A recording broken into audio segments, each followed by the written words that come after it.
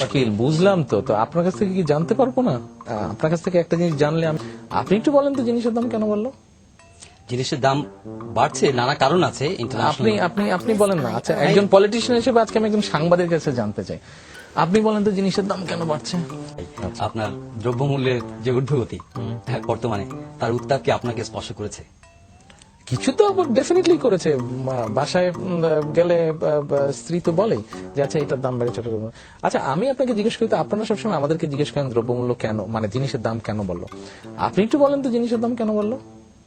জিনিসের দাম বাড়ছে, নানা কারণ আছে। আপনি ইন্টারন্যাশনাল আপনি আপনি বলেন না। আচ্ছা, একজন পলিটিশিয়ান হিসেবে আজকে আমি একজন সাংবাদিকের কাছে জানতে চাই, আপনি বলেন তো জিনিসের দাম কেন বাড়ছে? উৎপাদনের সমস্যা আছে, পরিবহনের সমস্যা আছে, আন্তর্জাতিক ভাবে পণ্যের মূল্য বেড়ে যাচ্ছে, ইন্টারন্যাশনাল অয়েল প্রাইস বাড়ছে, নানা কারণ এটার সঙ্গে জড়িত আছে। আর তবে কি কারণ? বাজারজাতকরণের সমস্যা আছে। বাজারজাতকরণের কি সমস্যা আছে? উৎপাদনের ক্ষেত্রে ধরেন আমি জানি না, I want to learn from you, I want to know from you. আপনি আমাকে বলেন যে কেন বাড়ছে। চালের, ধরেন চালের কেজি এখন যদি আমি ধরে নিই 19-20 টাকা, এবারে চালের কেজি 18 থেকে 20 টাকা যদি ধরে নিই আমি, এটাকে কেন 10 টাকা করা সম্ভব না? সম্ভব নয় কেন? আমি আপনার কাছে জানতে চাচ্ছি।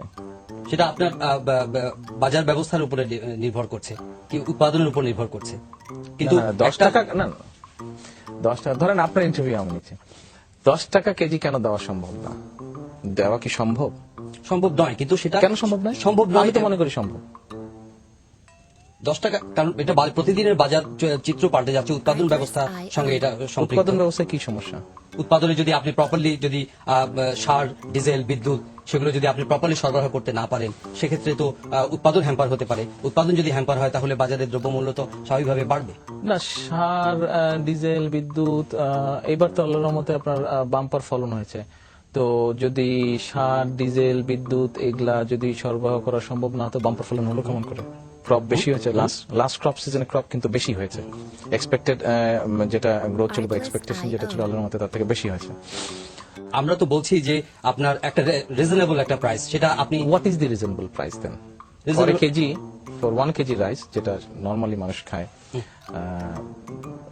আপনার 28 বা 29 যেটা আছে, 28 বা 29 যেটা আছে চালে, এরই তো এটা ধরেন 10-12 টাকা কেজি যদি দিতে হয়, কি করা যায়, কেমন করে দেওয়া যায়? সেটা আপনার চিন্তা, কারণ আপনার দল ক্ষমতায়, আপনি সরকার, জনগণের দায়িত্ব পালন করছেন এবং জনগণের কমফোর্টের।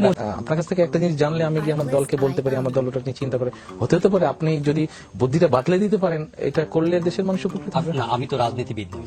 রাজনীতিবিদ না, তাহলে দেশ নিয়ে তো চিন্তা করেন। রাজনীতিবিদ হলে কি দেশ নিয়ে চিন্তা করতে হবে? সরকার তো আমি পরিচালনা করছি। ডাজন্ট ম্যাটার, সরকার আপনি প্রয়োজন, কিন্তু একটা তো উপায়, বুদ্ধি বা দেশের ভালোর জন্য তো একটা আইডিয়া দিতে পারেন। সেটার জন্য তো আপনারা ক্লিক করলে, হ্যাঁ, সেটার জন্য তো আপনারা রয়েছে। না, সেটার জন্য আমরা নেই। আমরা তো ভাই আপনাদের কাছ থেকে জিজ্ঞেস করি। আমরা রাজনীতিবিদ যদি বলেন, রাজনীতিবিদ তো আপনাদের কাছ থেকে জিজ্ঞেস করেই তো করে। আমি তো জানতে চাচ্ছি কিভাবে সম্ভব।